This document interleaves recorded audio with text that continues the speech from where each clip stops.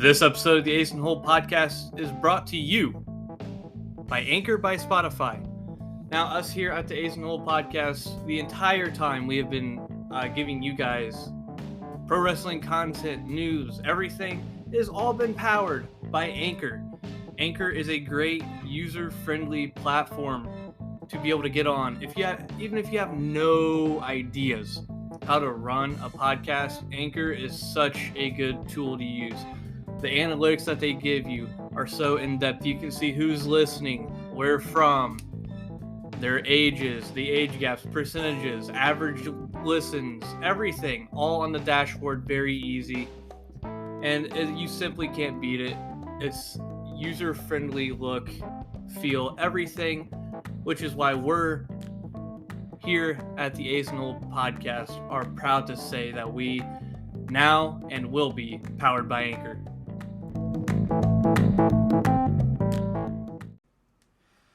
Hello and welcome back into the Ace in the Hole podcast. Kind of a weird, kind of a kooky, kind of a special night. Almost as special as the Royal Rumble, which was last night. Well, 2 nights now, I guess, since we're filming this at 3:45 a.m. on a Monday morning. But fuck it. Who cares? We're here. We're still pumped. We're running off the fumes of Royal Rumble, hot off the heels of it. We wanted to get this thing pumped out Saturday night afterwards. You would have heard about it Sunday morning from us. Apparently the other two have things called lives. They have to go and live something called lives. I typically don't do that. I'm just a pro wrestling mark, so I sit at home and observe and take all pro wrestling. But someone took a break from their busy lives to join me so early here in the morning. Cliff, the C, and Ace in the Hole. Eli, like I said, got a life. He's got to get up for a job in like an hour and a half, something like that, 2.5 hours. Really upset. He's missing out.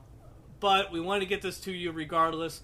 I have a feeling we might hear from Eli later in the week, though, so be on the lookout for that. But tonight, you're hearing from the two brothers. You're hearing from the A and the C of the Ace in the Hole podcast. It's me. It's Austen BPG. Austen Guerin here. I'm the host. You hear me go on and on. You hear that little snicker? That's Cliff. Like I said, Cliff's joining me tonight. How are we feeling? Are we still running off the fumes of Royal Rumble? Am I exaggerating that? No, it was the first, I'm going to call it a pay-per-view. It's the first pay-per-view I've seen start to end in a long time. Yeah, I know, but it's might as well be a pay-per-view nowadays. But yeah, it's the first one I've been able to watch from the start of the pre-show till it goes black, and it was a really good time. I enjoyed it, and enjoying pro wrestling is why I watch it. So the last 20 minutes being an absolute movie helped everything so much. It was also my girlfriend, we'll call her M. It was her first wrestling show she watched at all. I was able to talk her into watching it. Yeah, and she seemed to enjoy it. She would feed off my energy. When I would pop, she would smile and get excited and stuff. So, yeah, it was a really good show. And that's what most of the enjoyment from pro wrestling is getting other people to watch it, and you see how they kind of start to enjoy it, and all of a sudden they're watching pro wrestling almost as much as you are. That's kind of the fun aspect of it, because everyone in some aspect has heard of the WWE or pro wrestling, but they don't really watch it. They don't really care about it. But it is really weird though. We were just kind of talking after the show, just trying to get a gauge on how much she liked it and stuff. And she named off a couple names of superstars she really liked, and the list kind of surprised me a little bit. The very first person she said was Omos. Wow. Yeah. The Nigerian giant, Omos. Yep. And then, she talked about Rhea, of course, as you do. Obviously. As you do. And then she really liked Raquel Rodriguez, too, which is not something I expected. I also really like Raquel Rodriguez. So, yeah. She's got good taste in wrestlers. Yeah, she does. I don't know about Omos. Oh, she really loved Kofi, too. Even though his spot didn't go well. 2 years in a row, he's fucked up his spot. I think he's just trying too much. And it's just the wrestling gods, they gave him his like 4 or 5 years of Kofi sanity, and then now it's just the wrestling gods are fickle. They're taking their due back. They are. But, as you know, coming into this, if you're a listener of the podcast, we had predictions, and my title was on the line, and it got crazy. It seemed like everyone was going to win at some point. I don't know. I don't think I ever was in the lead. Well, yeah, I guess that's right, because you and I both struck out on Matt Cardona. Yeah. It was really weird, though, because Eli was in the lead for a hot second. Eli was really weird. Eli was in the lead all the way until the end of the Women's Rumble. The Yeah. Women's Rumble completely 180 from my normal predictions. I normally am not a giant fan of women's wrestling, but I went all in on this Women's Rumble, and boy did it pay off. Your fucking Michelle McCool prediction, too. Coming from the front row into the Rumble. And it was because we all were obviously sitting watching it, so we were typing in our group chat. I saw him, and so Eli also guessed Beth. And I said if they showed up in the Rumble, it'd be a +1, and if they didn't, it'd be a -1. So since Beth showed up on the show, he just got a 0. Because she wasn't in the Rumble, but she showed up, so he couldn't lose points, really, for her showing up. So that came around to Michelle McCool again, because they showed her during the women's title match, and here's Michelle McCool. So I wrote Michelle McCool down as a 0, and all of a sudden her music pops, and she hops the front barricade. I was like, oh, let's go! That was a +1. Looking at the predictions, though, Cliff, you got every single main card match correct. You did not get a single prediction wrong. What screwed you was your Matt Cardona pick and the numbers. You did not win a single Rumble with the numbers you were randomly selected. So that means I have an argument that I could be the true champ. No, I'm definitely the true champ. You gimmicked your way to the title. I didn't. No, actually, I didn't. Because all 4 of my special entrants canceled out. Yeah, you got lucky. Yeah, because Chelsea Green was there, which was +1, and Michelle McCool ended up being in the Rumble. Was Chelsea Green there, though? She wasn't there. She wasn't on screen for a while. She entered the Rumble, and she left the Rumble promptly. And Michelle McCool ended up... She set the record, by the way. She did set the record. Just like Gunther set the record in the Men's Rumble for the longest time in a conventional Royal Rumble match, but we'll get to that more here in a few moments as we finish up the predictions rundown. So all my special entrants, my special returns, all evened out. Chelsea Green, Michelle McCool, both are +1s, but Matt Cardona never showed up. I tried to make a point to where they talked about Matt Cardona on commentary. Did not get past Eli because Eli was in the lead at that point. He was just trying to save everything he could. So that was a -1, and then Trish Stratus also didn't show up, which surprised me. Yeah, I figured she would. I was kind of pissed that they used a lot of NXT talent. Obviously, it enhanced the Rumble a lot, but I was like, God damn it, let me see Trish Stratus, let me see Lita. I'm really surprised. Let me see Molly Holly, God damn it. Oh my God, Molly Holly. Kelly at that point, too.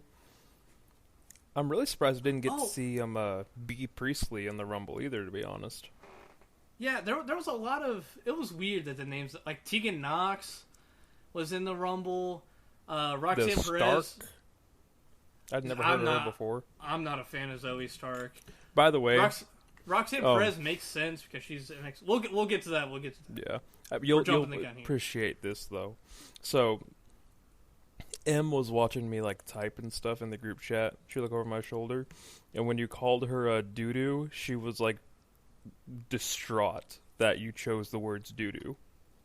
I called Zoe Stark doo-doo? Yeah, because she was just kept going on because she's an English major. She's like, there's so many words in the English language that you could use to describe someone as bad, and he just used doo-doo. And she just kept going on for a good chunk of the Rumble, just laughing back and forth. I also use Dookie a lot. Yeah. Mm-hmm. But really what won me, because I struck out on the LA Knight pick hard. Mm-hmm. I'll get to my opinions on all of that later here shortly. I've got some very strong opinions about it. But what saved me was the Women's Rumble, by far, because I had one, and when Rhea came out at 1, I was like, I'm winning. This is it. We're going. Because I knew KO wasn't winning. I was going. So what bit Eli in the ass was he picked Bayley, and then he picked had KO. Nick Aldis. He also had Nick Aldis, which I feel like was even more of a long shot than Matt Cardona. I don't know. I was expecting to see one of the two there, honestly. But regardless, the title came back home. I am a fighting champion. I am the best champion we've had. Maybe the second one. Hey, what did you do with the title? What did you do with the title, huh? None. You did held it not. valiantly during the dark times of the dark times of the audio issues. You did not defend it a single time until until Wrestle Kingdom came around. And I took it at Wrestle Kingdom, and I retained it at Royal Rumble. I'm going to retain it again at whatever pay-per-view, premium live event. Is next, honestly. Well, we don't do NXT. Sorry. Elimination Chamber. No, I'm pretty sure Bash at the Beach is next for NJPW. Are we doing Bash at the Beach? That's something we'll have to discuss when all three of us are together. Oh. It may be Bash at the Beach. It may be Elimination Chamber. I'm kind of leaning more towards Elimination Chamber, solely because we're on the road to WrestleMania. Yeah. We're riding high off of Royal Rumble. But once again, that's something that can be discussed once we're all together. But once again, I retained. It's coming back. I can't wait for my MJF shirt to get here, because it's going to say exactly what everyone knows, and they can read it over and over again, all over my torso, better than you. Because that's what I am. I'm better. Simply better. I really want to get one. I just got to wait for my next check. I really want one. I signed up for the email thing to tell me when it went live. As soon as it went live, placed my order. And I never spend money on myself or anything. Most I spend money on is food. I go out to eat like 6 times out of the week. I barely ever eat at home. That's where 90% of my check goes is out to food. So it's nice. I may have to wait a month for the shirt to get here. Yeah. But you know what? Fuck it, we ball. You know what else we had to wait a month? We didn't have to wait a month for, though? Getting into the Men's Rumble that kicked off the freaking show. The Men's Rumble was... as much as I want to say it was disappointing, it wasn't. Because they had so many good storylines throughout. As much as a gimmick match the Royal Rumble is, it plants so many storylines that carry out throughout the rest of the year until the next Rumble. So we all wanted to see the Matt Cardonas, the Nick Aldises, the Jay Whites, possibly the Great Mutas. But it was just storylines. And that's not bad, nor is it good. That's something we talked about after their last premium live event, which was Survivor Series. That they had 2 months that they had to fill with these storylines. And all this did was continue those storylines, those perfectly crafted storylines. All it did was continue to build on them, and they're going to keep building hotter and hotter, and we even got little inklings of storylines as well, with Gunther and Brock Lesnar staring down, Logan Paul and Ricochet colliding and having an atomic bomb. That was the loudest sounds all night before the end of the night when Sammy hit Roman. Spoiler. It was... Oh, no, I think Asuka's pop was... I take that back. Asuka's pop was pretty loud. You know what? For me, though, there was 2 loud pops at the Men's Rumble. One was when Cody showed up, and the other was when Cody threw Dom out. Those were the 2 loudest pops that I heard. I feel like Booker T was a pretty loud pop as well. What the fuck is Grandpa T doing in the Rumble? It was his hometown. And if I would have put 2 and 2 together, I would have fucking put him down as a surprise entrant, but I didn't even know they were in San Antonio until I was watching the damn pre-show. Oh wait, we're forgetting the biggest return of the night though. Let's go Pat McAfee. I sent this to you in the Snapchat group, but that was completely a surprise to everyone involved. They kept it top secret, so that reaction from Michael Cole and Corey Graves was 1000% genuine, which I think makes the moment so much better. Because you can see it. You can see Michael Cole sit down, McAfee's music hits, and he's just kind of looking around like, what the hell is this? And he sees McAfee come out, and he starts going ape shit. And Corey Graves is asking to go home. It was perfect. Great way to start off the show. I definitely like that better than him being in the Rumble. I think him showing up in the Rumble would have been really nice, but then, you know, you have to, like, do something with him, and I don't know if they have any WrestleMania plans for him. They already got, like, Logan Paul and all that other celebrity stuff going on. So I think if you just put him back behind the desk like they did, you can, you know, use him if you want, but keep him, you know, where he's best on the damn mic. Now, touching on Pat McAfee, I want to say, as I was listening to it, I was kind of disappointed in his performance. I did not think he was as good as he normally was. I saw online a lot of people thought he did great. I'm not saying he did bad by any stretch of the imagination. Just, it's something about him and that night wasn't quite right. I don't know what it was. Something about it just felt off to me. Maybe the fact that it was just kind of like a top secret thing. I don't know. Something about it just didn't really... Like, I wasn't as big of a fan as I normally am. I was still a pretty big fan. Don't get me wrong. I popped when he came out. But it was just throughout the night, it felt like Michael Cole was carrying everything, as he's known to do for years and years now. Mm-hmm. I agree. You also got to realize, though, he's been away doing other sports stuff for so long, he probably just jumped in and hoped he'd swim.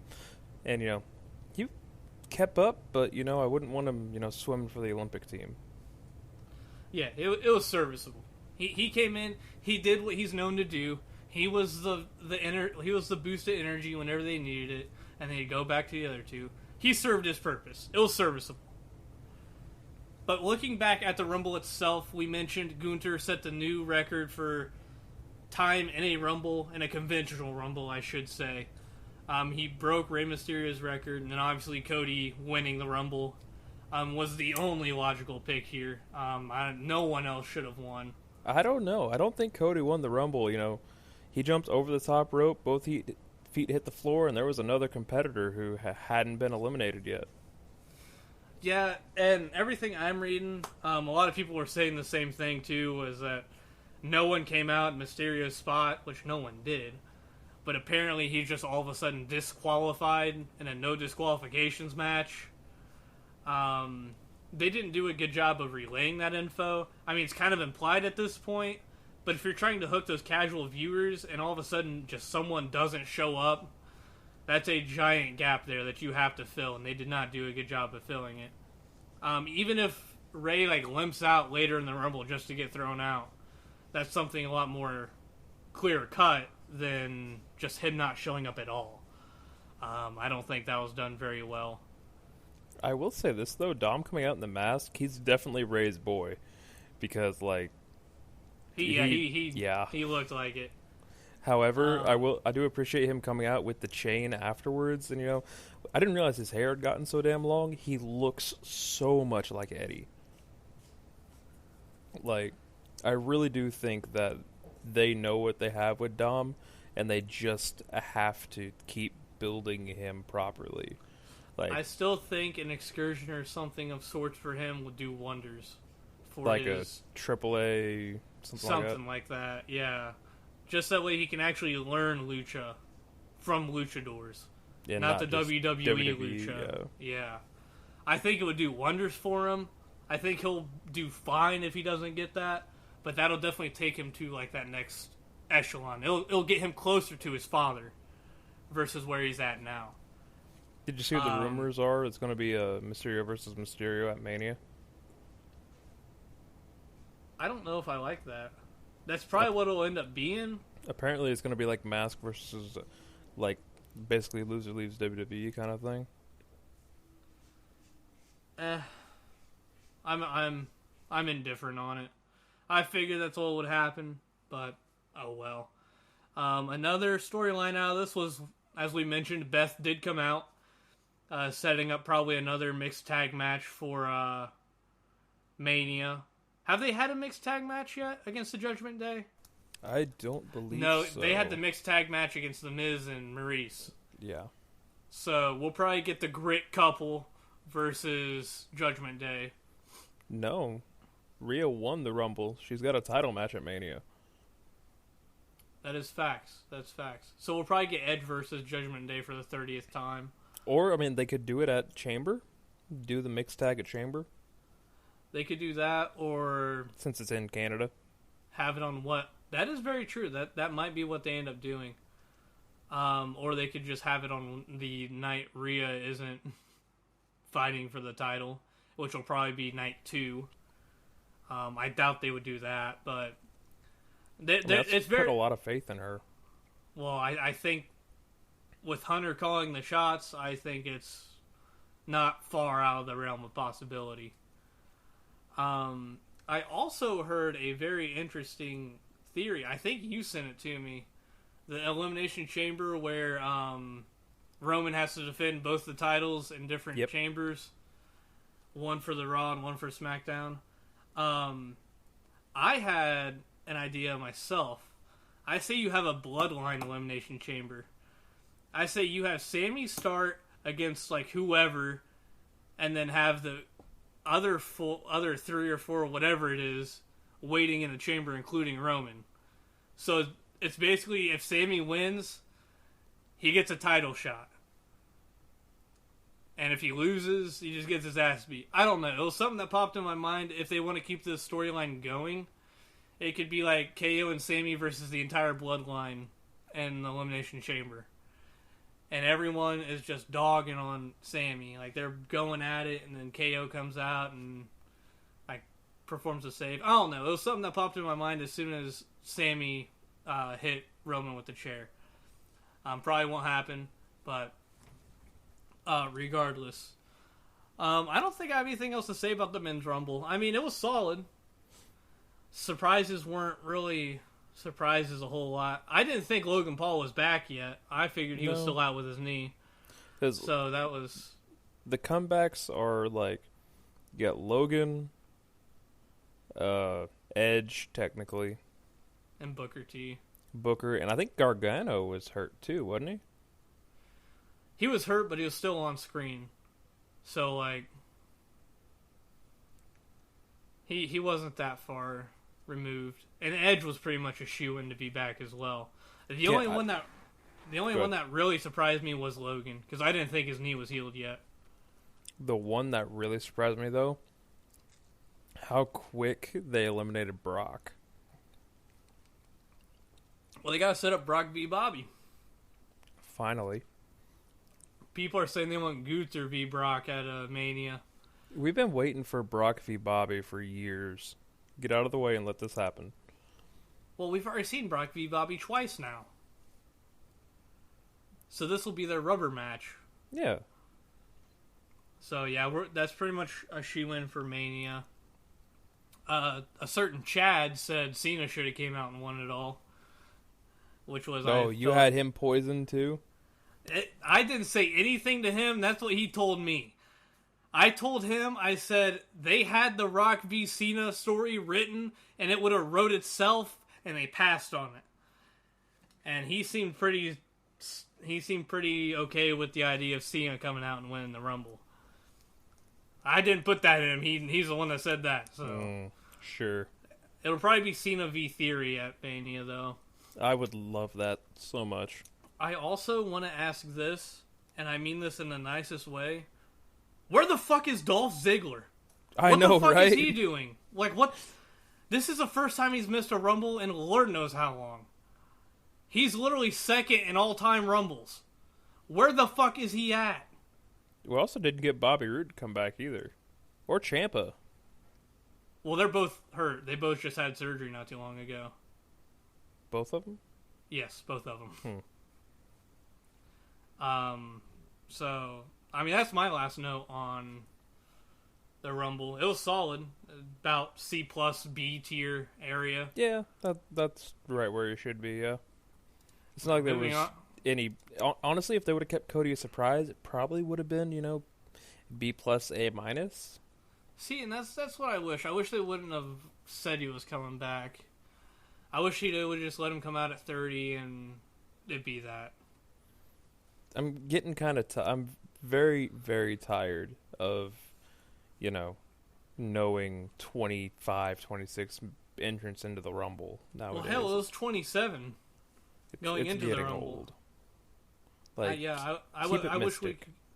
Yeah, I wish we could go back to where we knew maybe like 10, and then whoever came out was whatever. I think that's why I enjoy going back and rewatching the older Rumbles. It's because you don't remember who the hell's coming out unless it's like Cena at 30 in the '08 Rumble. Like, unless you remember those giant moments, you aren't going to remember who's coming out. So that's the fun of them. But what was also fun and not fun at the same time was the Mountain Dew Pitch Black match between Bray Wyatt and LA Knight. I loved it. I loved every second of it. Okay. Here's my thing with Bray Wyatt. How long are we gonna have to fucking wait? How long? He came back. Oh, fucking crazy. Absolutely wild. It's been like, how long? It's been what? 3 months? 4 months? Something like that? The fuck is he done? I'm a fan of the stuff he's doing, but if we have to wait all the way until Mania, until we get something significant out of him, it's going to be too fucking late. People are going to be sick of it. They're going to be tired of it. I'm as much of a Bray fan as anyone. I think what he's doing now is fantastic. But how long do we have to wait for something to happen? Not to mention, they absolutely killed LA Knight. Any momentum LA Knight had is gone. This was probably my least favorite match of the night. This and the Raw Women's title match are very, very close. The visuals and everything, fantastic. Uncle Howdy jumping off the fucking whatever it was. Uncle Howdy, no. Uncle Hardy. Uncle Hardy jumped off that fucking thing, missed LA Knight by a goddamn mile. Yeah. And what are we supposed to go from here? Bray Wyatt comes out, this is who I've been all along. Where do we go? He's killed LA Knight. Who's he going to face? Goldberg? He's going to get his match back on Goldberg at Mania? What the fuck are we going to do from here? I don't know. I guess we'll have to tune in on Friday and find out. But I don't know. Nothing will ever be better than sitting there watching the post-match scuffle happen, and then just looking down at the chat and just be like, looking down at the chat and be like, and seeing you freak out. I turned it off for 3 minutes and I come back and LA Knight's on fire. What the hell happened? Because I was at work and I had to set my phone down to help a customer, and I turned back around. LA Knight's laying on the ground on fire. I said, what the fuck? Because the match was over. He got obliterated by Bray Wyatt, so I set my phone down, helped the customer, did another thing, picked it back up. Uncle Howdy's throwing himself off a goddamn stage. Fire's going everywhere. I said, what the hell? But, I don't think there's much else to say. Those popcorn things that had, the little beads in them, they were everywhere all night after that. I thought that was funny as hell. They were on the chair. In the fucking main event, yeah. Yeah, they're on the chair that Roman handed to Sam. I thought it was funny. I don't know. Just please give me something with Bray Wyatt. That's all I'm asking. I love Bray. I love Wyndham. I love everything about Bray. He's such a good guy, such a cool dude. His character work is phenomenal. But please, for the love of God, give me something. I'm tired of it. I'm tired of seeing Uncle Howdy come out, laugh, and then that's it. That's it every week. Give me something, for the love of God. Maybe we can finally see who Uncle Howdy is. Unky Howdy. Maybe we can fucking move on. But they killed LA Knight here. I don't know where they go with it. I don't know where they go with LA Knight. I don't think they killed LA Knight. I just think, he comes out, gets the crowd behind him again, says a couple yas, and then he's right back where he was. I don't think so. Because now I think he's going to fall down to the lower mid-card. Because that's what Bray does. That's why people don't really want to work with him. But That's my grievances about it.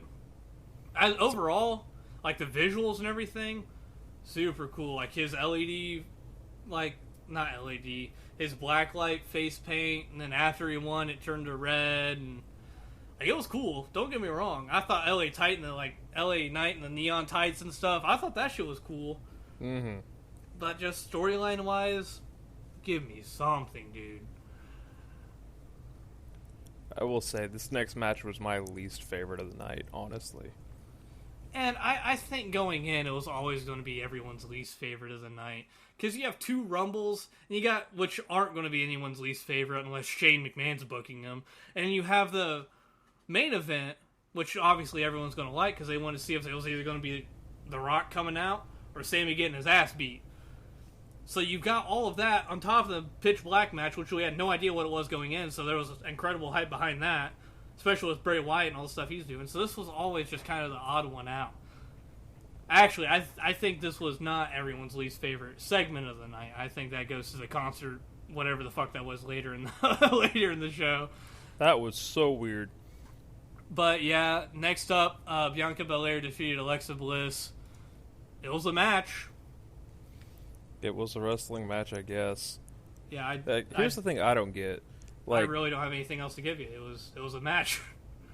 Like, here's the thing that I will never understand is that Bianca can, hit her opponents with her hair and shit, but the minute they like grab it and use it, it's like against the rules. Like, I'll never understand that. I agree. Like, that's the biggest part of her character I just cannot like, is the fucking hair whip, basically. And then on top of that, it was just a rough match. Like, it was clunky. It was rough. And then you got more of the Alexa Bliss, Uncle Howdy. Do you feel in control? All that bullshit. So I mean, it was a match. All I gotta say about it. Moving on to the Women's Rumble. Rhea Ripley came out first and went the wire. So did Liv Morgan, actually. Liv Morgan and Rhea Ripley came out 1 and 2. Both were the final two competitors, which they both set records in their own right. I'm not gonna lie. I, for a split second, thought they were gonna pull the trigger on Asuka to win it. Honestly, if they would have, and that was the entire reason I lost the predictions, I would not have complained a single bit. Because Asuka's pop when she came out was damn near nuclear. As what? Is it Kano? Or Kana. Is that what? Kana? Kana. They continued to call her Asuka, which kind of pissed me off, because that's not Asuka. That's Kana. Which, for those of you that don't know or aren't aware, back in New Japan, or Stardom, it would have been Stardom, that she came from over in Japan. She had a dark alter ego, kind of like the demon of Finn Balor. She would go to Kana, which I think they said the Empress of Darkness. I think that's what they said on commentary. Yeah. So basically just the demon alter ego of Asuka, which I think that'd be one cool tag team. You got the demon Finn Balor and the demon Kana. Oh yeah. Wouldn't be terrible. It'd be a hell of a job for the makeup crew in the back, but it'd be cool. She came out. She got a hell of a pop. Also, pretty decent pop for Piper Niven. Oh yeah.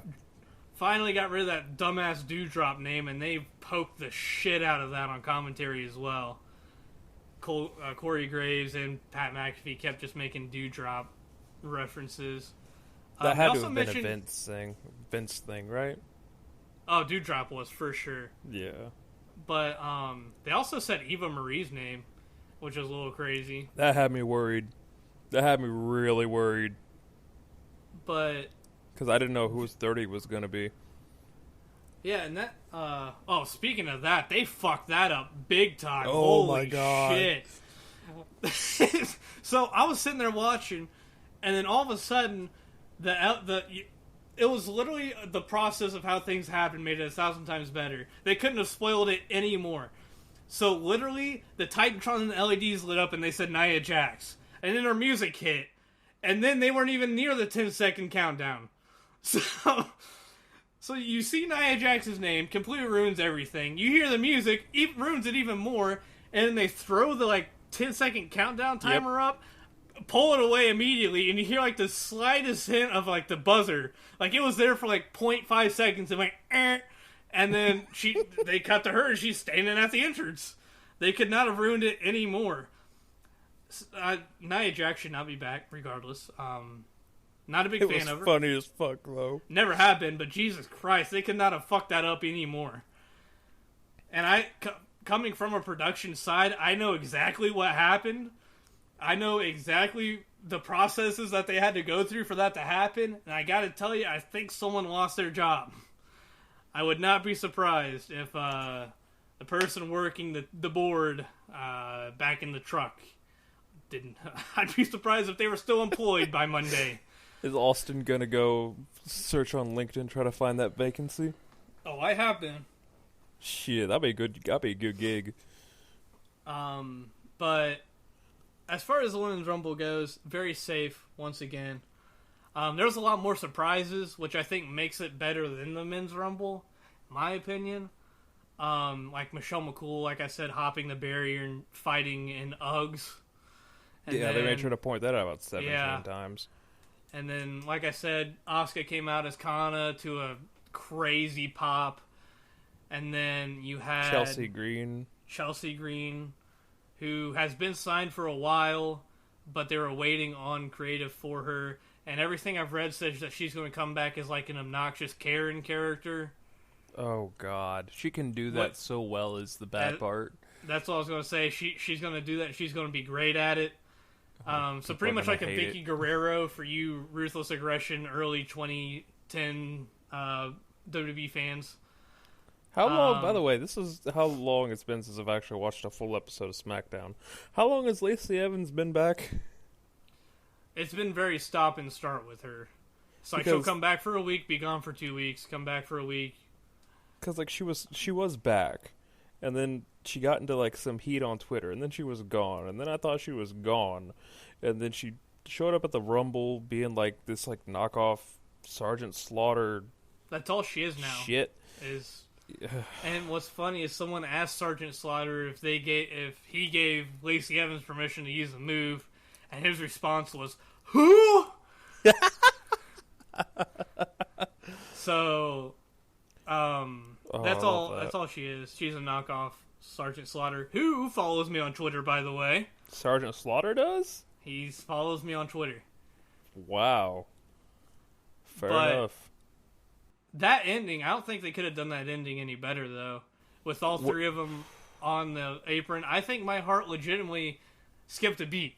I was like, holy shit. I was like, this is good shit. I was like, this is great. Yeah, when all three of them went to the apron, I, audibly lost my breath. Because, there's so much that can go wrong. That, as well as all three of them could have been winners. All three of them there could have won. That was the thing. But Rhea pulled it out. And like I said, I think this was probably, match-wise, specifically the match itself, probably the best match on the card. Close second. I can see where people would say the next match is the best match on the card. But a lot of that comes from the storylines and everything that was going on. The aftermath. But yeah, once again, Rhea Ripley went the wire. Won to done. Won it from the one position. I don't have anything else to add, I don't think. So then moving on to the little poor-ass concert they had in the ring with Hardy. Not Jeff or Matt Hardy, the country rock singer Hardy, who I'll admit, I don't dislike Hardy. There's a couple of his songs I'll listen to, but why in the blue hell is he performing on my Royal Rumble? Why did they have to take all the ropes off and have him perform at the Royal Rumble? Have him open the show or some shit like that. Not right and before the main what's event. Even worse is that they had to cut the Women's Rumble for time to compensate for that. Why? For the love of God, why? They had to do the same thing on Monday with the whole Bailey Becky cage match because, DX had to get their shit in. I gotta say, I think people enjoyed DX a little more than Hardy. Yeah, that's fair. Yeah. But regardless, that was like the low point of the night. But I think it was mostly there to get everyone calmed and recouped for the main event. Because you can't go Men's Rumble, pitch black match, your kind of like mid-card match, which was supposed to be the low point, to the Women's Rumble straight to the main event. Everyone's going to be burnt out. So I think it was kind of there as a buffer in between bathroom everything. break. Yeah, pretty much. So, take it as you will. Could have been without it. But on to the main event of Royal Rumble. Kevin Owens versus Roman Reigns for the WWE Undisputed the Undisputed WWE Heavyweight Championship. I think that's what they call it. I don't even know if heavyweight's part of the name. It's both the belts. He faced him for both the belts. And I will say, one of the near falls did get me. Yeah. The entire closing sequence got me really good. I think it was when I think it was the last near fall that Kevin had on Roman. I can see it. I can't remember. Stunner? I think it was the stunner. Because I think I want to say he went for like a Superman punch or something, and he got hit with a kick in the gut and then stunner. Yeah. Yep. It was something like that, but I remember like audibly like I leaned forward, mouth agape. I went, like it got me. And then of course the chair shot heard around the world to the nuclear pop that was probably heard in fucking Los Angeles when Sammy hit Roman with that goddamn steel chair just like Seth Rollins did many years ago. Cinema. That's it. It was cinema. Everything about it was perfect. The chair shot, everything leading up to it. Jey Uso rolling out of the ring crying because he still loves Sami Zayn, no matter what he did. It was his brother, man. It was my brother, man. You're my brother. That's my blood. And now, after all of that, saying he's done with the bloodline, he's out. Well, I think it's getting spicy. We're seeing a bloodline implosion here, which I think most people kind of predicted on the road to WrestleMania. We'll just see how far they want to go with it. On that that theory I sent you, it's that Solo betrays Roman just like his daddy. Because he did it for The Rock. He did it for The Rock. I did it for The Rock. Shut up, you fatty. I did it for The Rock. Just like Rikishi did many years ago. But I gotta tell you, great match. Pretty much everything I said about Bray Wyatt and how slow that's moving, throw that out the fucking window when it comes to the bloodline. Jesus, this has been such a slow burn, but it's been done correctly.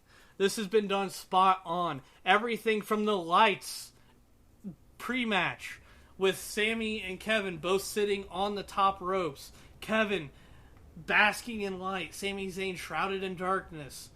Everything down to the last minute detail. Yes, I'm going full Homelander here. Everything down to the last minute detail was perfect. It was perfect. From beginning to end. It's what we call storytelling. And that's what they're there to do. They're there to tell stories. It was... Honestly, it wasn't my favorite Rumble, like as a pay-per-view, but goddamn, it was good. I was about to say, as an overall show, I think it's one of the stronger Rumbles. Simply because of that final moment. How absolutely monumental. I had to go back and listen to that pop like 3 or 4 times. Because I think the only other time I've heard a pop that loud while watching something live was when AJ Styles came out at 3. Yeah, that one was pretty big, yeah. Like, I don't think I can recall any pop that's louder than that. Maybe when CM Punk returned. I don't. Oh yeah. In Chicago. In Chicago. Everything about it's just perfect. The match could have been better, but you weren't there for the match. You were there for everything that was going to happen afterwards. Whether that was The Rock coming down, if you some or whether it's Sami Zayn getting those. What I don't know what it's called. It was the flower necklace. I don't know the exact term. Is it a lei? That's what they call them in Hawaii. I don't know if it's different in Samoan culture or not.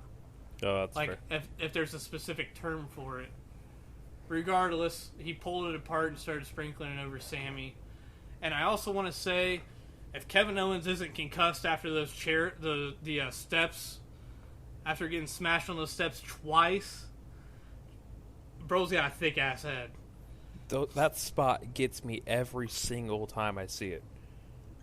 I don't know what makes that safe, and unprotected chair shots not safe. It raises the question, yeah. Because at least with the unprotected, you can get that hand up, and it's that buffer.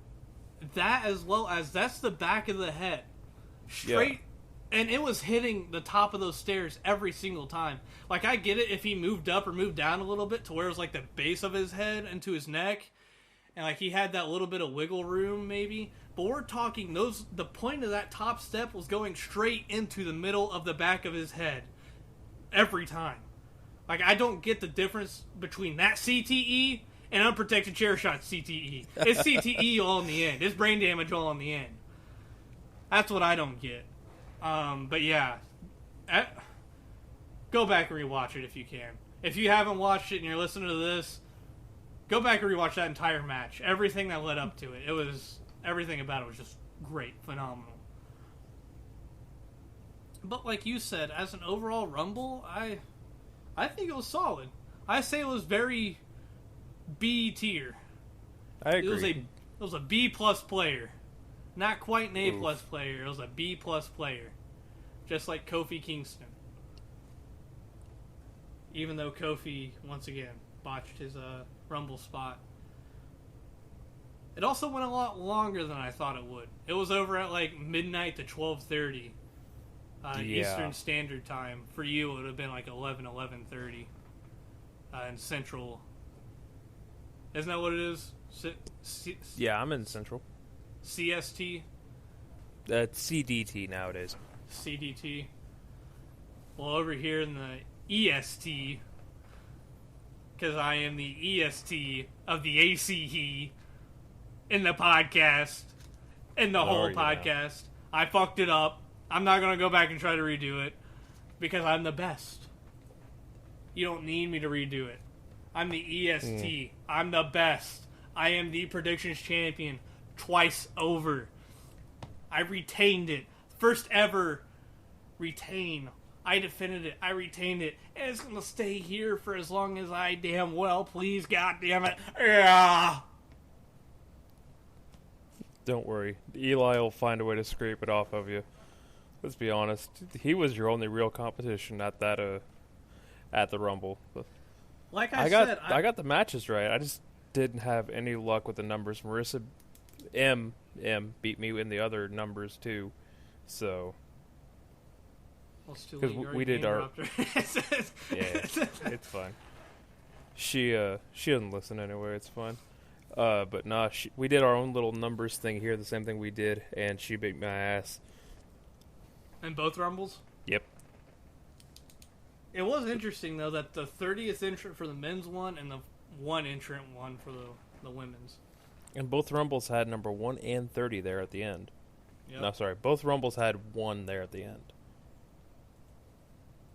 Yeah, who came out? Yeah, Nia Jax came out 30 for the women's. Yeah, because they botched it terribly. Well, once again, I want to say this just because so impressive. Fucking Gunther. Jesus Christ. He was in there slapping meat all goddamn night for well over an hour. And he still looked like he could go another hour. Something like that, yeah. He was going off. just an impressive performance all around from Gunter. We might actually shoot for under an hour here. We kind of sped through this. Well, I think since he couldn't make it here, I think we should do his segment for him tonight. How about that? I agree. That's a nice idea. In honor. I was gonna say in like memoriam, but he's not dead. He's just not here. Yeah, he's just asleep. So, do you want to go first? Because I have a wrestler picked out for you.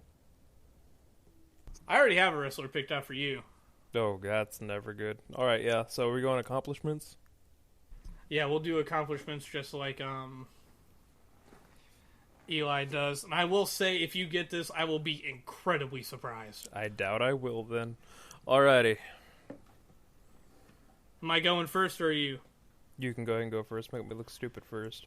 Okay. Like I said, there's no way in hell you were getting this. Because I was going to use it to get Eli, but he's not here. So you're just the poor soul who has to try to guess. Oh boy. So, list of accomplishments include an Absolute Intense Wrestling, the AIW Absolute Championship, one-time winner. The AIW Tag Team Champions, 6 times over, I do believe. The International Wrestling Cartel Tag Team Champion, 1 time. Moving over to the NWA Empire, he was the NWA Empire Heavyweight Champion 1 time. He was the NWA Empire Tag Team Champion 1 time. NWA Empire Lord of Dance Champion 1 time. NWA Southern Junior Heavyweight Champion 1 time. NWA Upstate Tag Team Champion 1 time. Moving over to Pier 6 Wrestling. Oh, God. P6W Heavyweight Champion 1 time. He was the Rock City Wrestling Tag Team Champion 1 time. He was the Squared Circle Wrestling Tag Team Champion 1 time. He was the Upstate Pro Wrestling No Limits Champion 1 time. The Upstate Pro Wrestling Tag Team Champion 1 time. And Pro Wrestling Illustrated ranked him number 262 of the top 500 single wrestlers in the PWI 500 in 2015. Who is that wrestler? And remember, you've got 3 guesses, and I can give you hints for a guess. Okay, yeah, I'm gonna burn 2 hints, just because I have no idea. Were they ever in WWE? Yes. I should ask, are they currently?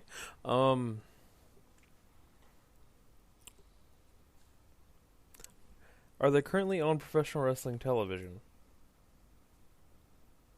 No. But they have been more recently than I bet you think. The fuck's that supposed to mean? I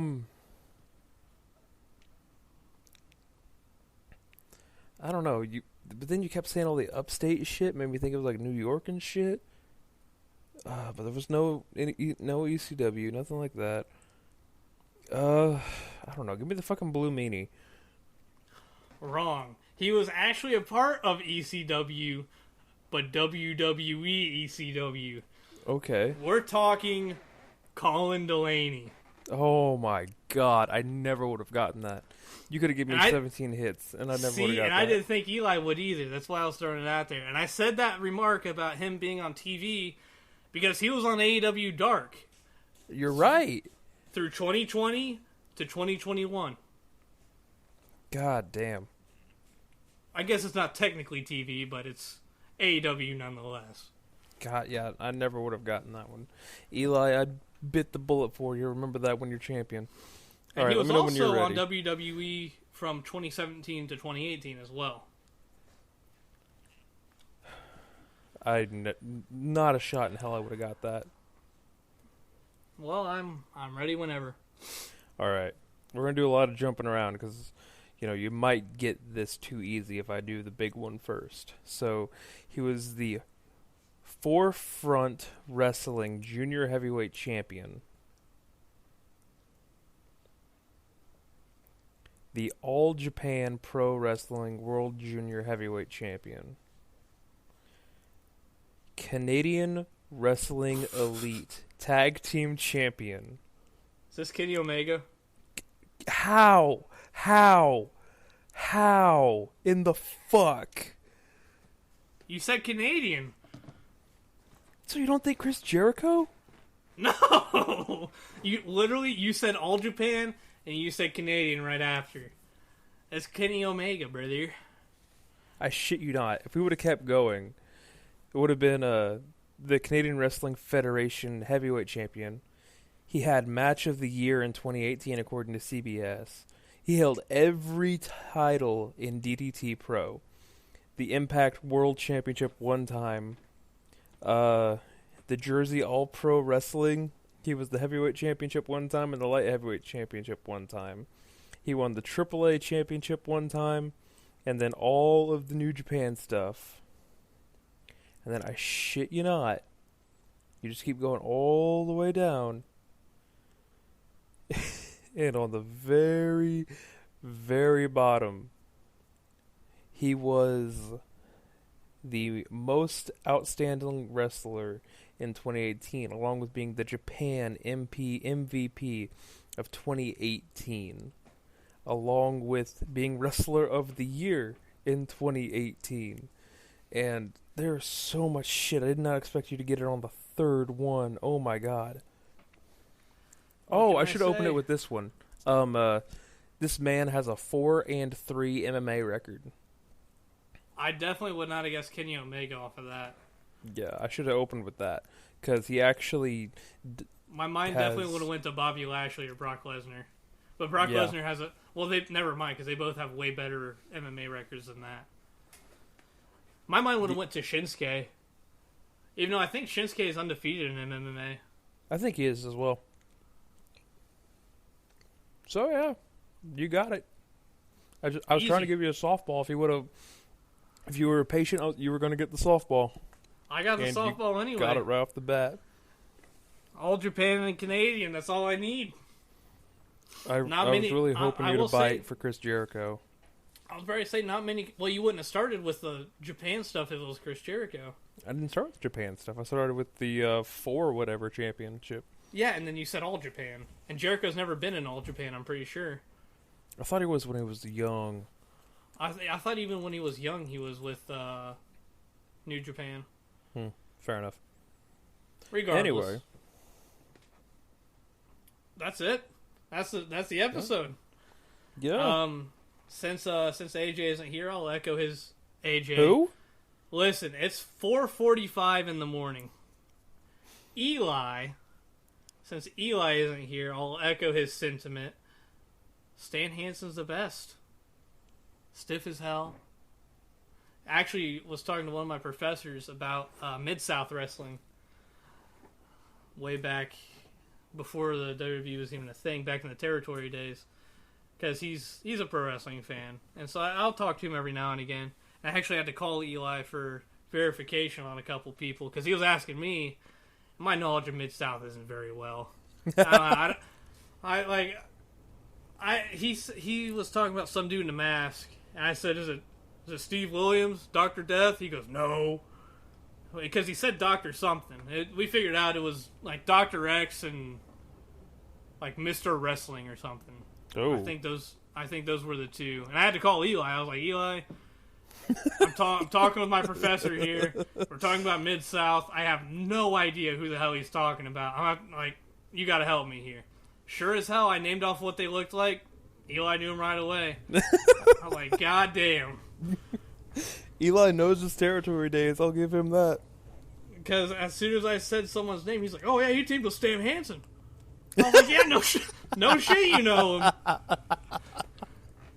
Oh shit. You know, one of these days, one of us needs to give him Stan Hansen in this damn guessing game.